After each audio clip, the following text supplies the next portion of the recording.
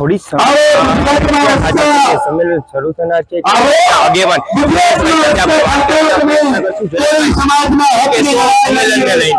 શું કહેશો?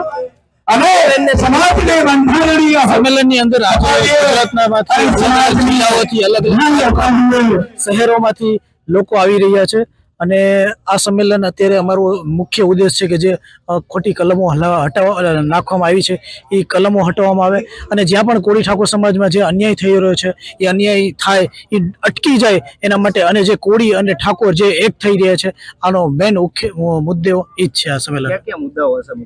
મુખ્ય મુદ્દા તો એ છે કે જે ઘનશ્યામભાઈ જેના માટે લડત કરી રહ્યા હતા કે જે મકાન ઉપર એ મકાન નથી પડ્યું. બીજું કે જે લેન્ડ ગ્રેબિંગ નામે જે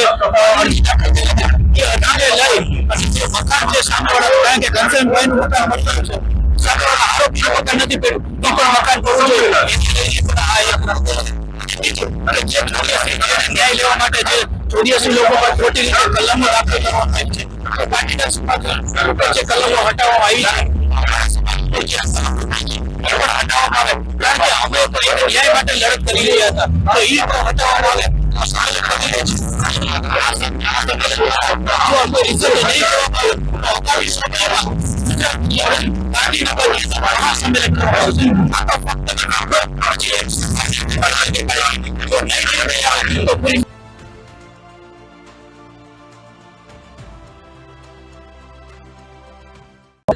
ન્યૂઝ રૂમની ટીમ છે તે વિછિયા ખાતે પહોંચી છે ત્યારને હું સીધા દ્રશ્ય બતાવવાનો પ્રયત્ન કરીશ કે જે અવ્યવસ્થા ન સર્જાય તેના કારણે જે પોલીસ છે તે ચુસ્ત બંદોબસ્ત છે તે રાખવામાં આવી રહ્યો છે.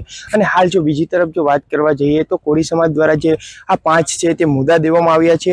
કોળી અને ઠાકોર સમાજના વ્યક્તિ ઉપર થયેલા ખોટા પોલીસ કેસ પરત ખેંચો, કોળી અને ઠાકોર સમાજના યુવાનો આર્થિક રીતે શોષણ બંધ કરો, કોળી અને ઠાકોર સમાજની બહેનો દીકરીઓ પર અત્યાચાર બંધ કરો, કોળી અને ઠાકોર સમાજના યુવાનની હત્યા બંધ કરો, કોળી અને ઠાકોર સમાજને સંપૂર્ણ બંધારણીય હક અધિકારી આપો. આ કોળી સમાજ દ્વારા છે તે 5 મુદ્દાઓ છે તે દેવામાં આવ્યા છે અને હાલ આ જગ્યાએ છે તે સંમેલન થોડી ક્ષણોમાં છે તે શરૂ કરવામાં આવ્યું છે અને પોલીસ દ્વારા છે તે ચુસ્ત છે તે બંદોબસ્ત રાખવામાં આવ્યો છે.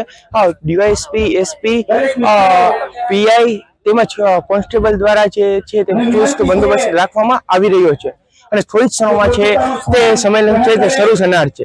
Tushar Bhalia, news room, Vinchhiya.